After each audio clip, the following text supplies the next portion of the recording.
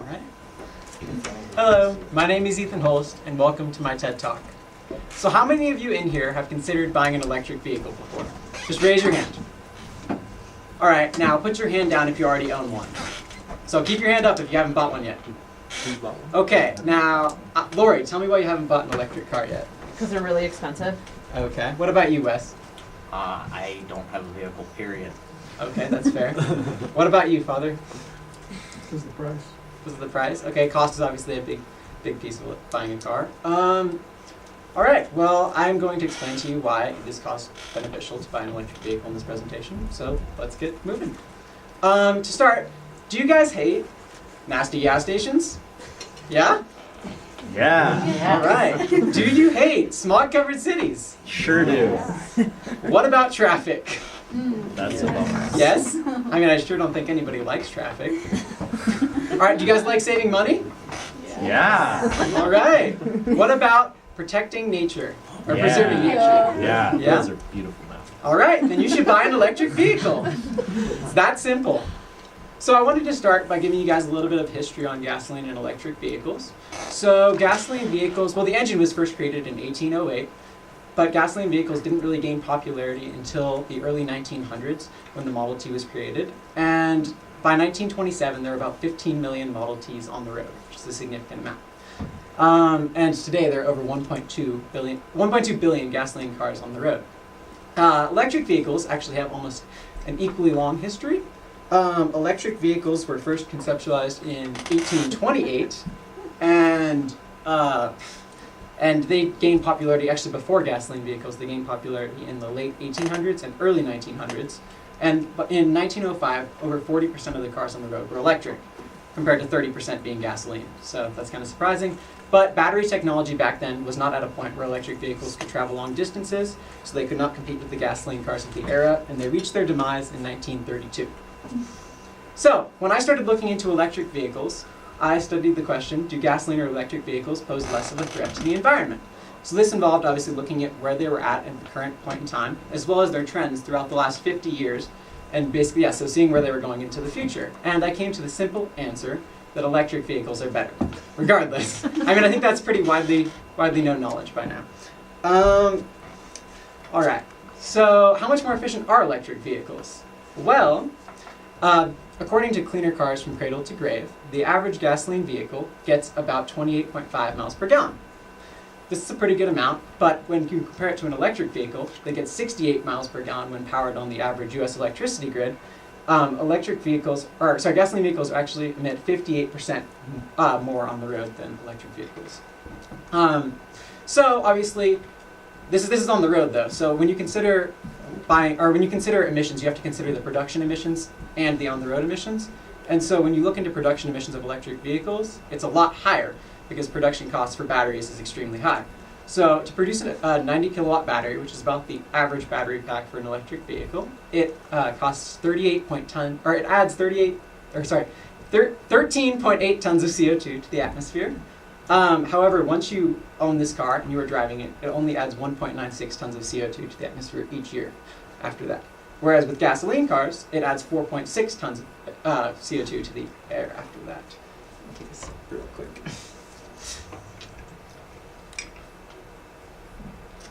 And this means that electric vehicles will offset their production cost in 5 years and 3 months, and they will offset 2.64 tons of CO2 each year. And when you're looking at the emissions for a car, you obviously want to consider the entire lifetime of a car, not just 5 years and 3 months. So I looked at the entire lifetime of a car, and the average lifetime is 11 to 13 years. And if you drive an electric car for 12 years, which is right in the middle of that range, and you drive a gasoline car for 12 years, you will end up emitting 15.5 tons less of CO2 on average when you drive an electric car. And if you power your electric car on clean energy like solar, you will end up saving 41.4 tons of CO2 throughout the lifetime of the car, which is super significant. Obviously, efficiency is not the only benefit to electric vehicles, otherwise I wouldn't be standing up here today. So one of my favorite benefits is actually the charging situation for electric vehicles. I know some people might disagree with this, but just listen to me real quick. Okay, so basically, when you're driving an electric vehicle, you never have to visit a gas station again, right? Gas stations are gross, they're disgusting, gas is expensive compared to electricity. Electricity is 13 cents per kilowatt hour, which is pretty cheap. I'll explain that a little bit later. And it's always a set rate. That's, it doesn't fluctuate as much as gasoline prices, because gasoline prices can fluctuate quite a bit depending on how our relationships are with our main oil imports, and also just like time of year. It has a pretty big impact on it as well. So I just wanted to give a quick, visual of how much money electric vehicles will save you, just when you're driving them. So if you look at this gasoline car, when you drive it 325 miles, it will cost you $34.82. So it's going to cost you 11 cents per mile. And if you drive at this price for a lifetime, it will cost you $120,000. On the other hand, if you drive an electric car for the same distance, 325 miles, it will cost you $13 or 4 cents per mile, which ends up adding up to $43,600 for the lifetime of the car. And so what this means is when you're driving an electric car, you're actually basically it costs 62% less than driving a gasoline car. Electric vehicles save you money in a lot of different ways, and obviously the charging and driving situation is only one of them. The first is low maintenance. So unfortunately, I couldn't find the statistics on purely maintenance, so I had to look at the statistics per year to run and maintain the cars. But gasoline cars cost $3,000-ish per year to run and maintain, and electric vehicles only cost a third of that, $1,000. And I think the reason for this is, one, obviously charging cars is cheaper than filling them up with gasoline. And two, electric vehicles don't have a lot of the parts that gasoline vehicles do that are expensive to replace. Like electric vehicles don't have an engine, they don't have a transmission, and they have something called regenerative braking, which basically extends their brake life. And regenerative braking is basically when you're driving an electric vehicle and you take your foot off the accelerator, it slows the car down and it puts energy back into the battery. But because it slows the car down, you don't have to use your brakes as much, and it basically extends brake life. Can almost double it, actually. Another way that you save a significant amount of money with electric vehicles is the government incentives. So obviously electric vehicles have a much higher price up front, but the government is trying to close that gap to incentivize people to buy electric cars. And the federal government will give you anywhere between $1,800 and $7,500 to buy an electric vehicle, which is a pretty significant amount. And most of them are still at the $7,500 credit because they judge the credit based upon the size of the company that you're buying it from. If that makes sense. So like for a new startup company, they're going to give you $7,500, which is a much more significant amount. And most companies are like that. So, and then the state of Colorado will also give you an additional $5,000 for buying an electric vehicle. So you could actually only end up spending $22,500 on a $35,000 car. Another really cool feature about electric vehicles is they can power your house. This Nissan Leaf pictured here can power a 2,000 square foot house for up to 2 days, which is a very, very long time. And this is really helpful in places that are prone to power outages or natural disasters, obviously. But another cool benefit is it actually can lower your electric bill a significant amount. So all electric companies, or most electric companies, including La Plata Electric, have something called on-peak hours and off-peak hours. On-peak hours are typically 4 times more expensive than off-peak hours. And in these, so you can charge your car off of the grid in the off-peak hours and use your car to run your house in the on-peak hours. And you can make your electric bill a quarter of what it was before, which is a pretty significant difference. And also, electric companies will give you significant discounts on their rates just because you own an electric car and you're charging it on their grid, so that can save you further money. The last way that electric vehicles save you money is cost and emissions-free traffic. So when you're driving a gasoline vehicle and you're idling, you're emitting trace amounts of gasoline, right? And for every hour that you idle a car, it emits usually 1/5 of a gallon of gas. And considering that the average American spends 72 hours a year in traffic, this means that you save a tank of gas every single year. You waste a tank of gas every single year. And if you account for all of the commuters in America, this adds up to 2 million barrels of gas a year wasted just by idling cars. And with electric vehicles, you wouldn't have that problem because electric vehicles do not emit anything from the tailpipe when they're stopped. All right, and it's also important when you're making a purchase to consider where your money is going. When you charge an electric vehicle, it usually goes into a local electric company like La Plata Electric, and it can be used for great things to benefit the community. Like La Plata Electric gives scholarships, and they run a lot of great programs, like programs that go to DC, and so that's obviously a really great place to give your money to. However, when you're filling up your gas tank, you're giving money to multi-billion-dollar corporations like Shell and Exxon, and you'll never see the benefits of that money. So it's also an important thing to consider. One of my favorite things about electric vehicles, in fact, this is my favorite thing about electric vehicles, is their performance. Pictured here is the Rivian R1T. It's the first all-electric truck ever. It's pretty beautiful. The first thing I want you guys to note when you're looking at this is the range. It says it has 400 miles of range. So 400 miles is a significant amount, and this is actually pretty common among electric vehicles nowadays, so range anxiety is basically a thing of the past. In fact, I'm going to show you 12 electric vehicles coming up, or in about a couple minutes, and 10 of them get over 300 miles of range. And considering that the average gasoline vehicle gets between 300 and 400 miles of range, it's pretty competitive. So anyway, the second thing I want you to note is the acceleration. It can do 0 to 60 in 3 seconds, and this is a pickup truck, right? That's pretty insane. And the reason for this is instant torque. And instant torque is kind of complicated, and I don't have time to explain it, but it's really cool. And basically with a gasoline car, it lags before you get the maximum amount of torque, and with an electric vehicle, you get torque right away. I wanted to show you a really cool video from Tesla that shows kind of how instant torque improves a car's performance. Will you click that, Lori? Mm-hmm. So on top is the Tesla semi-truck, which has instant torque, and on the bottom is a diesel truck that does not have instant torque. So as you can see, the Tesla makes it to 60 in 5 seconds, like a sports car. And the diesel truck, you know, still going. Just take all day, honestly. Okay, finally, yeah, so you can pause that now. Go to the next slide, since I can't do it from this. You have to click on the side to go to the next slide. Thank you. Yeah, so obviously, instant torque improves the performance quite a bit. And a lot of people are concerned about the selection of electric vehicles available. And I just wanted to touch on a few of them that are available so that people can understand that there is a selection that's available for consumers. And I note that these are all under $50,000. And typically when you buy an electric car, you save $22,000 to $24,000 throughout the lifetime of the car. So this is actually a pretty comparative deal to like a $25,000 car, $25,000 to $30,000 car. First off, we have the Kia Soul and the Kia Niro. We have the Volkswagen electric vehicle series. They're creating a whole line of electric cars. We have the Mini Cooper electric vehicle. We have the Audi e-tron, Tesla Model 3, Tesla Model Y, Tesla Model S.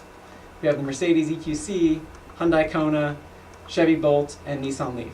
So all of these cars, except for the last two, have over 300 miles of range, which is comparable to a gasoline car. Before I close, I wanted to share a few cool benefits of electric vehicles. One of them is you get priority parking when you're going to stores. And this is really great in metropolitan areas because you can get in and out of stores really, really fast. It adds to the convenience of the car. Also, you get HOV lane access regardless of the number of passengers in your car. So you can get from point A to point B much quicker, especially in metropolitan areas. The last benefit is no more gas stains in your garage or driveway. And this is brutal. I owned a car that leaked oil for a long time, and it was not a pleasant experience for me. So there are a few things we need to consider going forward. Climate change is obviously a very pressing issue, and 2/3 of all emissions, believe it or not, come from the transportation sector and the electricity sector. And so if we were able to clean up our grid completely and switch to electric vehicles, we could technically cut our emissions by almost 2/3. And Iceland, Sweden, and Costa Rica have already implemented somewhat renewable energy programs. And Costa Rica actually ran their entire country for 2 full months on renewable energy last year, which is pretty cool. And it doesn't really matter when you buy an electric car, because if you don't buy one now, you're going to end up buying one later. All cars that are on the road today will have an electric version of that car by 2030, and all new cars produced by 2050 will be electric. So you might as well switch now and be an early adopter and get some sweet tax credits. Thank you for coming to my presentation. I was just curious if there was any specific concerns that you guys wanted me to address about electric vehicles before I go into question and answer time. Yeah, go ahead. Can you talk about lithium battery disposal? Lithium, I don't know too much about lithium battery disposal. I do know that Tesla is implementing a really great recycling program for batteries, and I know that they save the lithium. I also, since I got an interview with a Tesla executive 3 months ago, really, really cool experience. Or it wasn't an executive, it was just a person. But anyway, I learned from him that they're actually switching to non-lithium batteries. They're doing some sort of solid-state battery that will not have any rare earth metals whatsoever. And I'm not really sure how that's going to work, but it's really cool technology for sure. Let's just consider this Q&A now. Yeah. So. Yeah. Okay, yeah, we can switch to Q&A. That's fine. Yeah. Can you talk about charging stations? Like, I would imagine there are a lot of communities in rural areas that don't have them. Yeah, like I said, you can charge pretty much anywhere. You can charge at home. Actually, I don't know if I said this. You can charge at home or work or anywhere there's electricity, right? I mean, the supercharging stations, the ones that charge the quickest, are only in specific places. But like, even if you live, we don't have a supercharging station here, but you can still drive a Tesla and charge it at home or at You school. just like plug it into a regular plug or like? You can't plug it into a regular plug. It doesn't charge super fast. Uh-huh. But if you usually use like a 240 volt outlet when you're charging your car, instead of Like a how long typical is one. not super fast? They usually do like 10 miles an hour if you plug it into like a 4-volt outlet. Yeah. So subsidies, what's the future of them? Where are they going? Are they getting bigger? Are they getting smaller? Are they going away? Like What do you mean by subsidy? Oh, you mean like subsidies for the government? Like the They're giving you government? tax credits to buy this. I'm actually not sure how I mean, I know that the government decreases tax credits as companies sell more cars. I don't know if they're going to completely go away because I think they're trying to incentivize the transition to, renewable energy. But yeah, I'm not 100% sure if they're going to go away, but I can't imagine they would go away. Have you read anything about the current state of those subsidies and if they've changed over the last, 2 years? I do know that, like for example with Tesla, their tax credit is going down significantly because they've sold a certain number of cars, but for a lot of other ones it's still at 7,500. But that's in the framework of the subsidy, right? Mm-hmm. That's because of the company's size. Right, I'm a little bit, wait, you mean like, I want to know if the government's going to take away the subsidies they're offering. I do not know. Okay. But I would Fair assume that they're going to be around for at least a little bit longer. Oh, my bad. Yeah. Did you do any comparative analysis that looked at impact of fossil fuel as the source of electricity versus impact of gasoline? Does Yeah, that question actually. make sense? So, an electric car ran on the worst electricity grid in the United States, which is purely coal and natural gas, actually still got 35 mile per gallon equivalent, compared to 28.5 was the average for gasoline cars. So it is still a significant amount better. Yes. Have electric cars been popular for long enough to know actually how reliable they will be in the long term? And then also, after you cover that, could you speak to battery degradation and how that affects electric cars? Definitely. So for the first question, as far as maintenance goes on electric vehicles, I know that I've heard the average maintenance cost for a Tesla that makes it to 300,000 miles is $11,000. Now, comparatively, to get other cars to 300,000 miles, it can cost anywhere between $50,000 and $80,000. So I know that maintenance costs, obviously, to get them up in higher mileage, they are pretty reliable and they're pretty cheap to get up, to higher mileage. And then as far as, what was your second part of your question? Sorry. Battery degradation. I am not sure how quickly they degrade, but I haven't heard of anyone having to replace their battery in electric vehicles so far. I mean, Okay. actually, I take that back. I did hear about someone having to replace one in a Nissan Leaf, but that is it. Yeah. And I've talked to a lot of people about electric vehicles. Any other questions?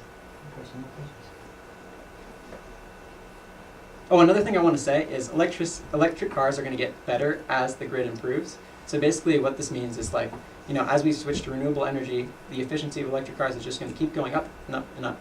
And if we can get to 100% renewable, it's not going to cost us anything. They'll be completely clean. So that's important to take into consideration. I have a question. You're going to kill me for asking questions because you told me not to. But Thanks, Mom. can you go back to one of the beginning slides, the one that had the cost of making the vehicle and then using the vehicle? Wait, this is too early. Just tell me when to stop. It had the cost of This? Keep going. That one, Wait, this one? I think. This one? no. Oh, I it was think I the- know what you're talking It was the about. one actually. before. This? No, it was go back. It's the one that has you went by it. This?